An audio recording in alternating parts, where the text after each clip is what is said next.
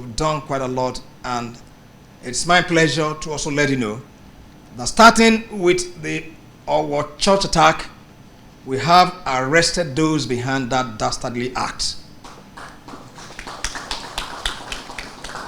It was my intention to present them to the public, but of course, because of certain, investigations were still carrying out, I had to, on the last count, change my mind in that. Otherwise, I would have brought them here for you to see them.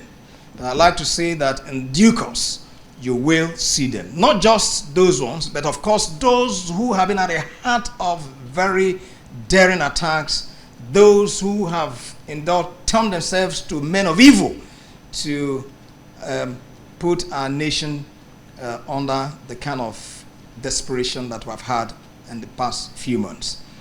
And for the purpose of this interaction, I'd like to read out their names.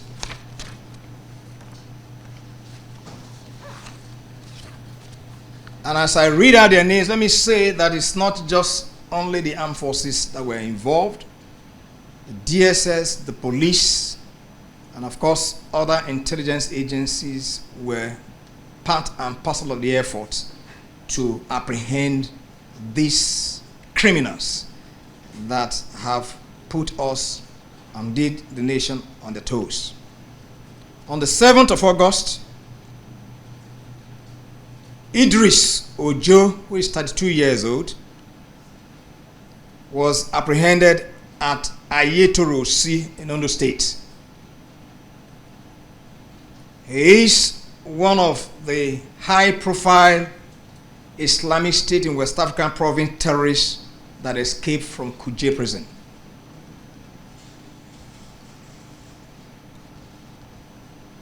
Alongside with him is Jimo Ibrahim, who is a 39 years old criminal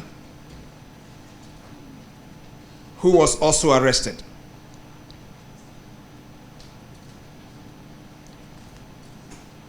Idris Ojo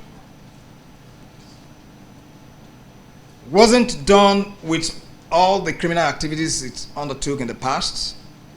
He was also planning other deadly attacks and perfecting those plans along with his cronies before his arrest.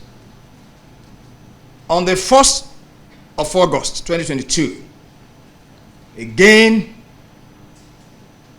the military, in a combined operations with the DSS, arrested 4 terrorists at Eika in Okehi local government area of Kogi State. These are Idris Abdulmalik Omeiza, otherwise known as Ben Malik, Momo Otohu Abubakar, Aliu Yusuf Itokpa, Awal Ishaq Onimisi. Now, Omeiza is one of the masterminds of the 5th June attack on the Catholic Church in OWO, as well as the attack on the police station in Adavi, local government area, Kogi State, that led to the killing of a policeman, as well as weapons being carried away.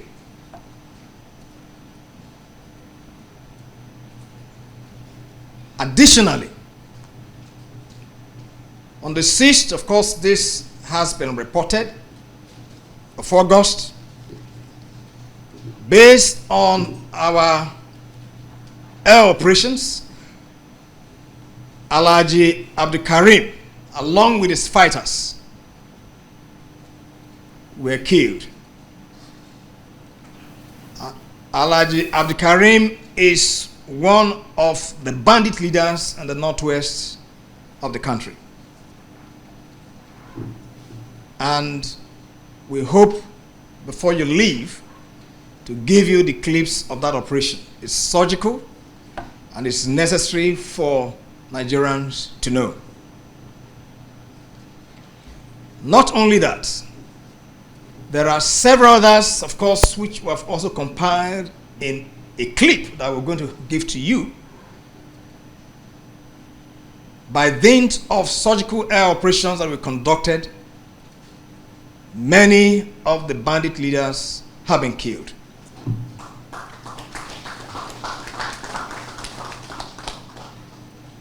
Beyond that, we have heightened our ground operations across the country, but in particular, the Northwest and North Central. And